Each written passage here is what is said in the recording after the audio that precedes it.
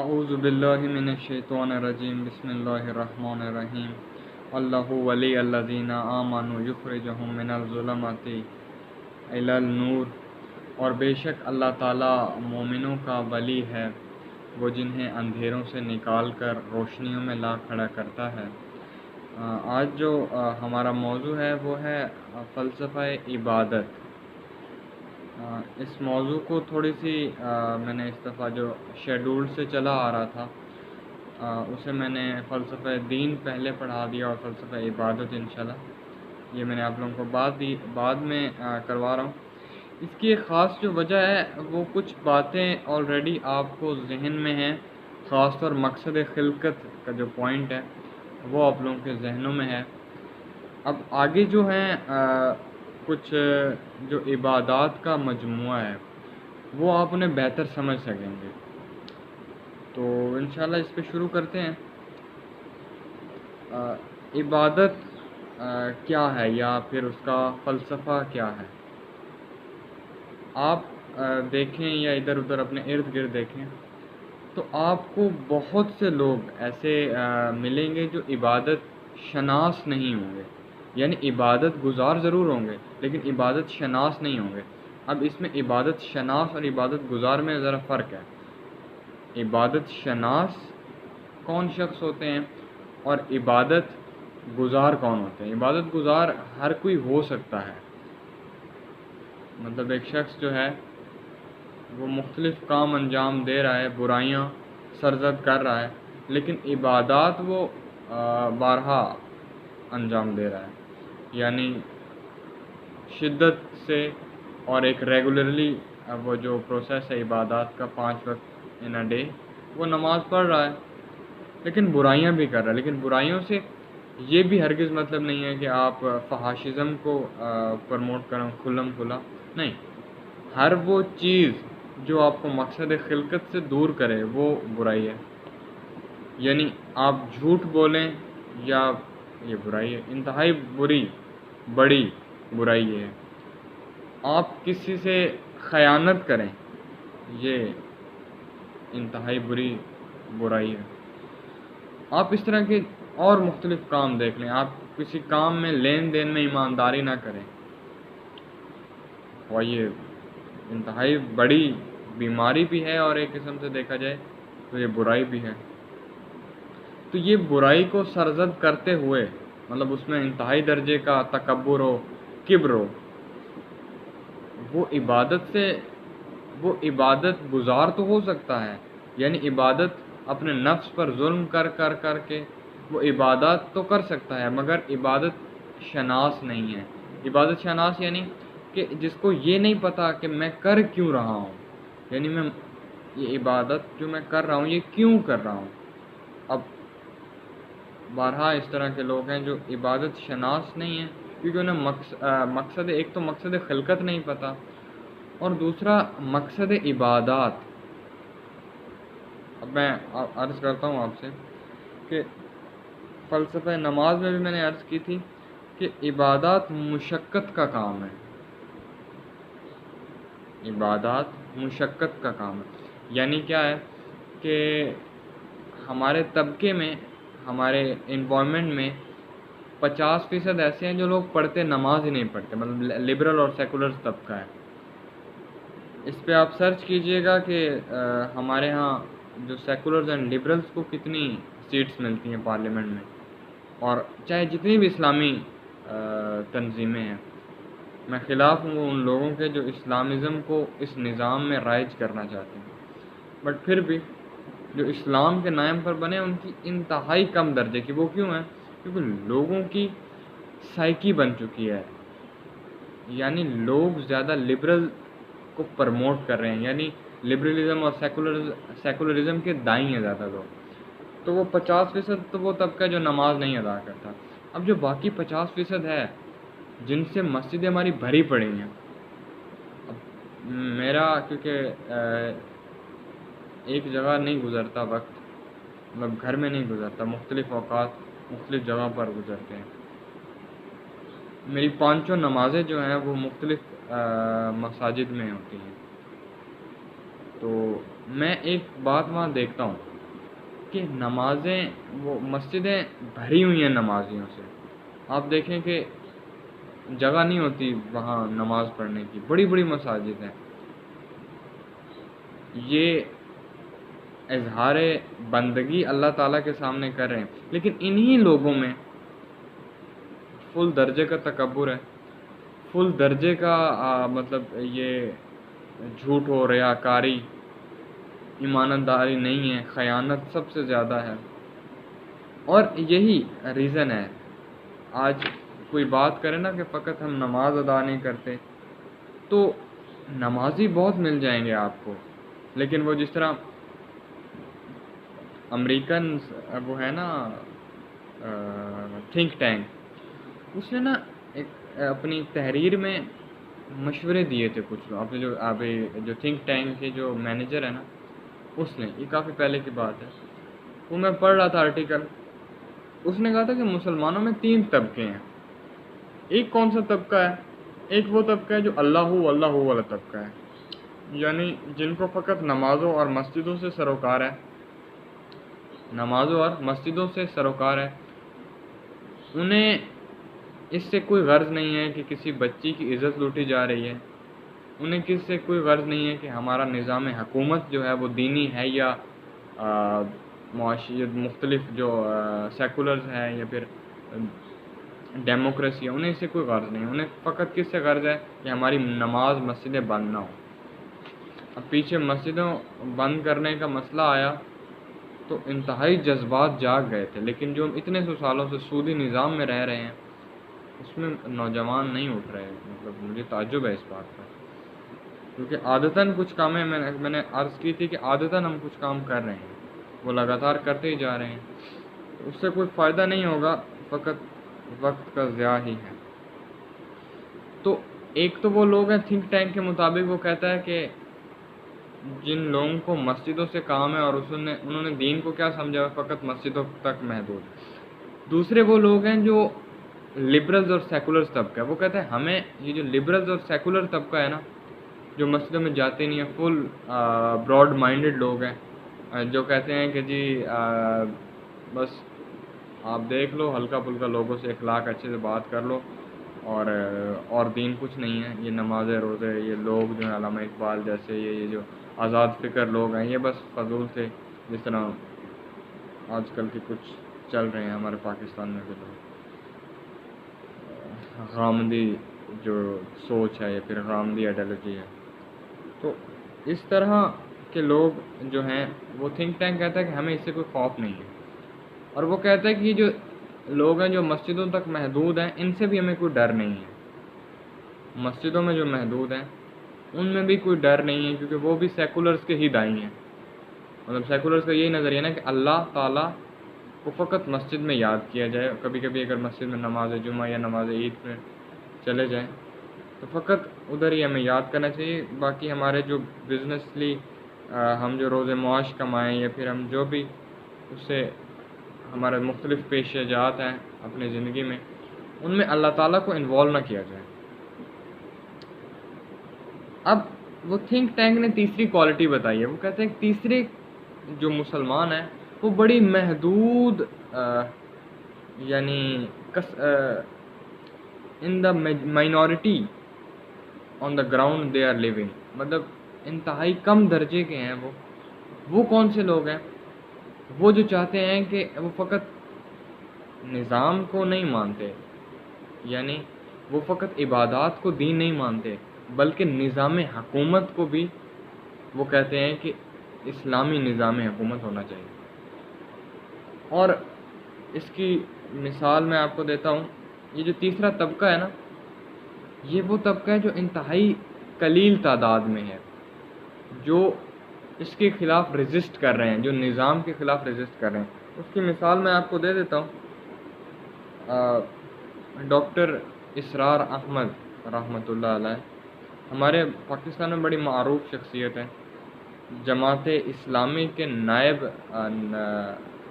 امیر جماعت اسلامی تھے. بعد میں انہوں نے چھوڑ بھی دی تھی جماعت اسلامی، اور خدا رحمت کرے ان پر. اس سلسلے میں انہوں نے بہت کام کیا ہے، مطلب نظام اسلامی کے لیے، خلافت کے لیے بہت جد و جہد کی ہے. یعنی انہوں نے اپنی پوری پارٹی چھوڑ دی. کیوں چھوڑ دی؟ کیونکہ وہ سیاست میں حصہ لیتے تھے. وہ کہتے تھے کہ میں اس نظام میں رہ کر اپنے آپ کو پروموٹ نہیں کروں گا، یا میں اس نظام میں رہ کر الیکشن نہیں لڑوں گا، بلکہ میں نے اس نظام کو تبدیل کرنا ہے. جس آئیڈیالوجی پر ہم چل رہے ہیں، جس آئیڈیالوجی پر میں چل رہا ہوں، وہ اس آئیڈیالوجی پر تھے کہ میں اس نظام میں نہیں رہ سکتا. اور تھنک ٹینک ان لوگوں کے بارے میں کہتے ہیں کہ آگے اس کی جو آخری تحریر کی آخری لائن تھی نا، وہ بڑی مزے کی تھی، اور وہ مومن کے لیے انتہائی شرمندگی کا باعث ہے جو آج کل کے مسلمان اس میں گزر آئے ہیں. وہ کہتا ہے کہ یہ جو آخری طبقہ، یہ جو انتہائی محدود مدت، مطلب محدود کوالٹی میں ہے، محدود کوانٹٹی میں ہے، یہ تھوڑا سا طبقہ ہے. وہ کہتا ہے اگر ان میں انقلاب آپ نے برپا نہیں ہونے دینا تو دو طبقے کو علیحدہ کر دو بیچ میں سے. کون سے؟ یہ جو آخری طبقہ ہے نا، یہ جو جسے ہمیں ڈر ہے، وہ ابلیس کہتا ہے کہ ہر نفس میں ڈرتا ہوں اس امت کی بیداری سے ہے جس کا احساب کائنات ہے، جس کا مقصد ہے احساب کائنات، کہ جو پوری دنیا پر حکومت کرنا چاہتا ہے. میں اس امت سے ڈرتا ہوں. وہ جو امت ہے، وہ جو کم تعداد کے لوگ ہیں، تھنک ٹینک کہتا ہے ان کم تعداد کے لوگوں کو ان لوگوں سے ملنے نہیں دینا جو مسجدوں میں بند ہے. یعنی جو سمجھتے ہیں کہ دین اللہ تعالیٰ کا فقط مسجدوں میں ہے. یہ جو دوسرا طبقہ گنوایا تھا میں نے آپ کو، جو کہتے ہیں کہ اللہ تعالیٰ کا دین مسجدوں میں، وہ تھنک ٹینک کہتے ہیں کہ جو تیسرا طبقہ ہے جس سے ہمیں خوف ہے، یہ قلیل تعداد میں رہا تو ہمیں اس سے بھی کوئی خوف نہیں ہے. ڈر کب پیدا ہوگا، یہ خوف کب پیدا ہوگا؟ جب یہ تیسرا طبقہ دوسرے طبقے سے مل جائے گا، اور یہ انتہائی خوف کا سبب ہے. بارہ عرض کرنا تھا، آپ کی نالج میں یہ ہونا چاہیے. میں عرض کروں گا کہ عبادت کا پتہ نہیں ہے ہمیں، مومنین کو عبادت کا پتہ نہیں ہے. اچھا، اب وہ پتہ کیوں نہیں ہے وہ میں آپ کو عرض کر دیتا ہوں. سب سے پہلے تو ایک آئیڈیالوجی چلی آ رہی ہے جس پر انتہائی کام کیا گیا ہے، اور وہ اچھائی کی بنیاد پر کیا گیا ہے. وہ آئیڈیالوجی اب لوگوں کے ذہنوں سے نکالنا انتہائی مشکل ہے. اب وہ نیگیٹو میں بھی ہے اور پازیٹیو میں بھی. اب جس طرح مفسرین نے ادھار کا لالچ دے کر مومنین کو نمازوں مسجدوں میں ڈال تو دیا، نمازیں پڑھ تو رہے ہیں وہ، لیکن وہ خود شناس نہیں ہے، مقصد شناس نہیں ہے. انہیں پتہ نہیں ہے کہ ہم عبادت کر کیوں رہے ہیں. اور عرض کی تھی پہلے کہ ان کا کوئی فائدہ نہیں ہے، ان عبادات کا کوئی فائدہ نہیں ہے. اچھا، عبادت کا پتہ نہیں ہے، اس سے کیا مراد ہے؟ کہ ہمارے جو مفسرین ہیں انہوں نے عبادت پر لگایا ہے، اور ان کی بہت بڑی یہ مطلب ایک کہا جائے کہ ان کو ہم سلام پیش کرتے ہیں کہ ان لوگوں نے اتنی جد و جہد کی کہ نوجوانوں کو یہ مسجدوں میں داخل کیا. لیکن ایک اور جو کوتاہی برپی گئی ہے وہ اس میں کہ مقصد نہیں بتایا گیا. اب وہ نماز تو پڑھتا ہے لیکن وہ ساتھ برائیاں کرے گا. کیوں؟ وہ اپنے نفس پر قابو نہیں کر پائے گا. کیوں نہیں کر پائے گا؟ کیونکہ اسے پتہ ہی نہیں ہے. اسے کیونکہ چور راستہ بتایا گیا، چور کی چوری. اب میں عرض کر دیتا ہوں کہ چوری کا راستہ ہے وہ انسان کو زیادہ پسند ہے. یعنی ہمارے مفسرین نے کیا بیان کیا کہ آپ نماز پڑھو، آپ عبادات کرو، جنت میں چلے جاؤ گے. اب جنت تو ایک تو ہے کہ آخرت مرنے کے بعد، پتہ نہیں ہوگی بھی صحیح، یہ بھی نہیں ہوگی، ہمیں تو یہ بھی کلیئر نہیں ہے. کچھ باتیں ہیں تلخ جو آپ کو ہمیں کہنی چاہیے، جو ہمارے مفسرین کو کہنی چاہیے. ہمیں نہیں پتہ کہ پتہ نہیں جنت ہوگی دوزخ ہے، نہیں پتہ. ایمان بالغیب ہے نا، ایمان بالغیب ہے، مطلب غیب پر ایمان ہے کہ جنت ہوگی دوزخ ہوگی. اب یہ پتہ نہیں ہے کہ کیسی ہوگی، کیوں ہوگی، کیا ہوگی، یہ پتہ ہمیں نہیں ہے. تو ایک تو کیا بتایا گیا کہ جنت اور دوزخ ملے گی. کب ملے گی؟ جی مرنے کے بعد. علامہ اقبال کہتے ہیں کہ ہم فکر امروز کرتے ہیں، فکر فردا کا ہمیں کوئی پتہ نہیں، مطلب دور کی فکر نہیں کرنی ہم نے. ہم جو اس طبقہ ہے، یہ ہمارا جو طبقہ ہے، ہمارا انوائرمنٹ ہے، ہم آج کی فکر کرتے ہیں، مطلب آج دوپہر کو کھانا کھا لیا، اب رات کو بعد میں سوچیں گے کہ کیا کرنا ہے.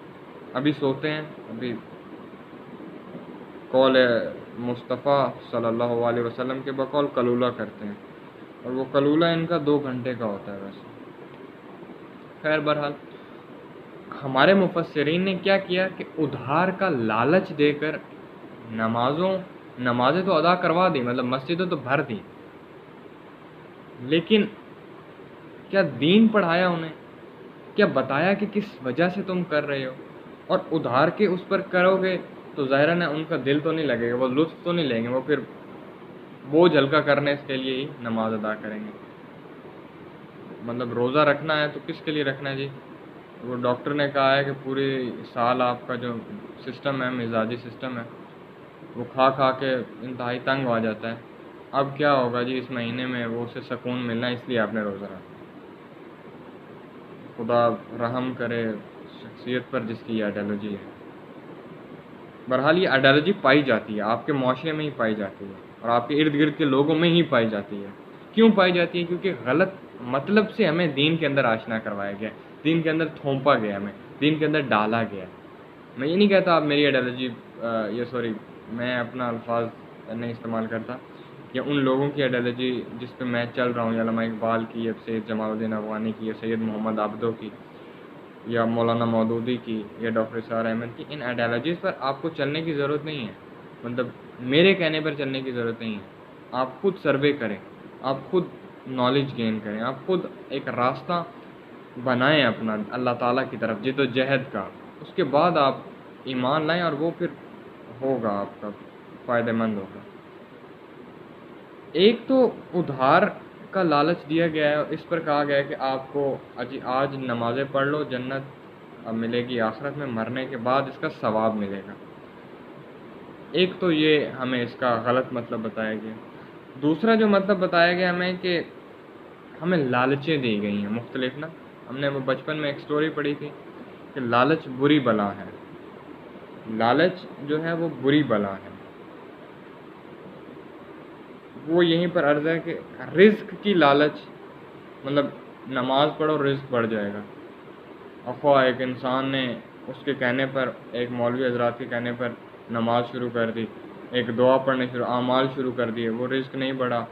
وہ جو پہلے تو ہلکی پھلکی پڑھ لیتا تھا، کبھی نماز اللہ کے لیے پڑھتا تھا، اب وہ اس سے بھی اس نے ہاتھ اٹھا لیا. وہ ظاہراً ہے جب رزق کی کیسے بڑھنا، پتہ ہی نہیں ہے کہ رزق کس سے بڑھتا ہے، یہ کیوں بڑھتا ہے، یہ رزق کے لیے اللہ تعالیٰ نے کیا راستے رکھے ہیں وہ پتہ ہی نہیں ہے. وہ نماز اگر اس کے لیے استعمال کرو گے، مطلب میں نماز پڑھ رہا ہوں جی کہ میرا رزق بڑھ جائے، میں نماز پڑھ رہا ہوں جی کہ میری بیٹے کی نوکری لگ جائے، میں نماز پڑھ رہا ہوں جی مجھے اس کام میں مجھے اچھا مطلب بزنس مل جائے. تو خدا را عزیز من، یہ اس کام کے لیے نہیں ہے. عبادات ہیں اس کام کے لیے بھی ہیں، لیکن ہم نے کیا کیا، وہ کہتے ہیں نا ایک کوئی ٹیمپریری سورس ہوتا ہے، ایک پرماننٹ. ہم نے ان کو کنورٹ کر لی. جب پرماننٹ کو ہونا چاہیے تھا ہمارا ٹیمپریری کو ڈال دیا، اور جو ٹیمپریری کو ڈالنا تھا ہمارا پرماننٹ کو کر دیا. ایک پرائمری ہوتا ہے، ایک سیکنڈری ہوتا ہے. ہم نے سیکنڈری اور پرائمری کی جگہ ہی چینج کر دی. مطلب رزق عطا کرنا یہ نماز کا مقصد پرائمری ہے، اور اللہ تعالیٰ کے لیے کرنا یہ سیکنڈری ہے. اب بہرحال یہ سوچ رہے گی تو پھر نماز سے لطف حاصل نہیں کر پائیں گے، وقت بوجھ ہلکا کرنے کے لیے ہی ہوگا. چوتھی بات اس میں یہ ہے کہ لوگوں کی باتوں نے انتشار کافی پھیلایا ہے، یعنی تفرقہ بازی میں ڈال کے آپ کو مقصد خلقت سے الجھا دیا. میں دوبارہ عرض کر رہا ہوں کہ اتنی مشکل کمپلیکس باتیں ہیں کہ تفرقہ بازی، مجھے نہیں لگتا کہ آج کل کسی کے پاس وقت ہو، جو انسان واقعی مومن بننا چاہتا ہے اس کے پاس وقت ہی نہیں ہے تفرقہ بازی کے. اور عرض کی تھی کہ کوئی مومن بننا چاہتا ہے تو آج قیام کرے، آج میدان میں آئے ان تفرقہ باز کے خلاف، ان تفرقہ باز لوگوں کے خلاف جو انسانی معاشرہ، مومنین کا معاشرہ برباد کر رہے ہیں. اچھا، چوتھی اس میں بات تھی کہ لوگوں کی باتیں سے کیا مراد ہے کہ ہمیں اس بات سے آشنا کروایا گیا ہے کہ ایک چور دروازہ بھی اس میں ہے. یعنی کیا ہے کہ آپ نمازیں ادا کرنے کی ضرورت نہیں ہے، اتنی مشقت کرنے کی ضرورت نہیں ہے، آپ کو روزے رکھنے کی ضرورت نہیں ہے. شب قدر کی جو رات ہے اس میں آپ تمام جتنی آپ کی قضا نمازیں وہ پڑھ سکتے ہیں. بے وقوف انسان سے کہیں کہ آپ یہ شب قدر کی رات مقصد ہی کسی اور کے لیے، مطلب شب قدر کا مقصد نہیں پتہ، اور کہہ رہے ہیں کہ جتنی قضا نمازیں آپ کی زندگی کی وہ آپ کچھ وقت کچھ نمازیں پڑھ لیں تو اس سے ہو جائیں گی۔ مجھے سمجھ نہیں آتی یہ امت کہاں جائے گی اگر اس طرح کی آئیڈیالوجی کے لیے لوگ اور ہیں جو اللہ والے مولوی ہیں وہ یہی بتا رہے ہیں آج کل، اعمال، نمازیں نہ پڑھو اعمال کرو، یہ اعمال، یہ سورہ پڑھ دو، سورہ یاسین، وہ پھونک دو پانی پر، پانی پی لو، وہ تسبیح پر پڑھ لو، تسبیح پانی میں گھول دو اور پھر پی لو، پتہ نہیں تسبیح کہاں کہاں گئی ہوئی ہے، کہاں کس میل سے وہ گزری ہوئی ہے۔ وہ ایک بیمار شخص کو عرض ہو کہ وہ واقعہ میں آپ کی خدمت میں پیش کر دیتا ہوں۔ وہ ایک مومن بھائی تھے، وہ کہتے ہیں کہ جی میں بیمار، میری والدہ بیمار تھی تو میں ایک حکیم کے پاس گیا، مولوی کے پاس گیا۔ اس نے کہا کہ یہ تسبیح میں نے دم کر دی ہے، تسبیح کو اس کے اندر گھول دو اور وہ پلا دو پانی۔ وہ خواجہ وہ تسبیح گھمانے لگا تو وہ کر رہا تھا، مجھے عجیب لگ رہا تھا کہ اس میں بڑی میل تھی تسبیح میں، وہ پانی کے ساتھ مکس ہوئی تو وہ ظاہراً ہے پہلے بیمار تھیں اور زیادہ اس میں شدت آ گئی۔ تو یہ اگر آئیڈیالوجی رہی تو پھر کیا ہی بات ہے، انشاءاللہ پھر اس طرح ہی چلتے رہیں گے کہ نمازیں مسجدیں بھری رہیں گی، لیکن جب سود کی بات آئے گی، جب رسول اللہ نے جو نظام دیا تھا اس کی بات آئے گی تو ہم اپنے سر نیچے جھکا لیں گے، اسی طرح جس طرح ایک ہندو بھگوان کے نیچے سر جھکا لیتا ہے۔ آج ہم مومنین عہدیداران کے سامنے ایسے ہی سر جھکائے کھڑے ہیں، اور میں دوبارہ عرض کر دوں کہ ہر وہ شخص جو اس نظام حکومت میں رہ رہا ہے اور اس کے خلاف قیام نہیں کر رہا، وہ آج رسول اللہ کی مخالفت کر رہا ہے، یہ یاد رکھیے گا۔ اچھا، پانچواں جو اس کا پوائنٹ ہے وہ ہے فائدہ اور مقاصد، اس میں فرق ہے، یعنی نماز سے فائدے کیا ہونے ہیں اور اس کے مقاصد کیا ہیں۔ یعنی فائدہ ہو سکتا ہے کہ نماز سے آپ کو فائدہ، آپ کے روز معاش میں بہتری آ جائے، آپ برائی سے بچ جائیں، ٹھیک ہے، آپ کے اندر تکبر ختم ہو جائے، یہ فائدے ہیں نا آپ کے لیے، مطلب آخرت میں آپ کو جنت مل جائے، نماز پوری زندگی پڑھیے جنت ملے گی، آخری فائدہ ہے یہ مقصد نہیں ہے، مطلب جنت کا حصول مقصد نہیں ہے، عبادات میں جنت کا حصول مقصد نہیں ہے، ہاں فائدہ ضرور ہے۔ ابھی فائدہ اور مقصد میں ذرا آپ ڈفرینشیٹ کر لیجیے، اسے ملائیے گا مت، فائدہ اور ہے مقاصد اور ہے۔ اب فائدہ کیا ہے کہ ہمارے پاس جو فائدہ ہے وہ یہ کہ فائدہ ہے کہ اللہ تعالیٰ کی مطلب نماز پڑھیں گے تو کیا ہوگا، ہمیں جنت ملے گی، ہمارے اندر عاجزی پیدا ہوگی، یہ فائدہ ہے۔ لیکن مقصد یہ نہیں ہے عبادات کا، مقصد کیا ہے؟ مقصد عبدگی پیدا کرنی ہے، آپ کے اندر عبد پیدا کرنا ہے، یعنی یہ میں مقصد اب عرض کرنے لگا ہوں، یہ نوٹ کر لیجئے گا کہ میں نے اس لیے روزہ نہیں رکھنا کہ مجھے ڈاکٹر نے کہا ہے آپ کو ضرورت ہے، میں نے اس لیے روزہ نہیں رکھنا کہ مجھے ڈاکٹر نے کہا ہے کہ آپ کے مزاج کو، آپ کے معدے کو ضرورت ہے 1 مہینے کھانے کے ریسٹ کے لیے، بلکہ مجھے اس لیے روزہ رکھنا ہے کیونکہ میرے مالک نے کہا ہے کہ یہ کام کرنا ہے آپ نے، اتنی دیر سے لے کے اتنی دیر تک روزہ رکھنا ہے، بھوکے پیٹ رہنا ہے، کیونکہ یہ میرے مالک نے کہا ہے تو میں نے کرنا ہے، نماز میرے مالک نے مجھ پہ فرض کر دی ہے تو میں نے پڑھنا ہے۔ اور امام زین العابدین جو امام چہارم کا درجہ رکھتے ہیں، یعنی امام سجاد ابن امام حسین ابن علی، یہ شجرہ بنتا ہے ان کا، وہ فرماتے ہیں کہ ایک غلام پر اپنے آقا کے علاوہ کون رحم کرے گا، یعنی ایک غلام پر اپنے آقا کے علاوہ کون رحم کرے گا، مطلب دعائے مناجات ہیں، البتہ کسی نے دعائیں کی کتاب لینی ہو تو وہ صحیفہ کاملہ انتہائی پیاری کتاب ہے، اور انتہائی خوبصورت دعاؤں کا طریقہ بتاتے ہیں کہ دعا کس طرح مانگنی چاہیے اللہ تعالیٰ سے، فلسفہ دعا بھی ایک علیحدہ چیز ہے، انشاءاللہ کبھی عرض کروں گا آپ کی خدمت میں۔ اب مقصد کیا ہے؟